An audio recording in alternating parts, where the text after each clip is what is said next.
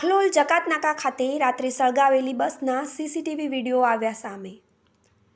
ભાવનગર શહેરના ચિત્રા આખલોલ જકાતનાકા marketing yard પાસે એક પાર્ક કરેલી બસની અંદર તારીખ 21ના રોજ મોડી રાત્રિના સમયે બસની અંદર આગ લાગી હતી અને ફાયર બ્રિગેડની ટીમને જાણ કરીને બસમાં લાગેલી આગને પાણીનો છંટકાવ કરીને આગ ઓલવવામાં આવી હતી। જ્યારે બસના માલિક દ્વારા સીસીટીવી તપાસ કરતા આ બસની અંદર કોઈ અજાણ્યા વ્યક્તિ દ્વારા બસ સળગાવવામાં આવી હોય તેવું જોતા બસના માલિક દ્વારા બોર તળાવ પોલીસ સ્ટેશન ખાતે અજાણ્યા વ્યક્તિ સામે પોલીસ ફરિયાદ નોંધવામાં આવી હતી અને બોર તળાવ પોલીસ દ્વારા સીસીટીવી ફૂટેજના આધારે વધુ તપાસ હાથ ધરાઈ હતી। બ્યુરો રિપોર્ટ વિશાલ રાઠોડ, ભાવનગર, શાશ્વત સમાચાર, પાલિતાણા।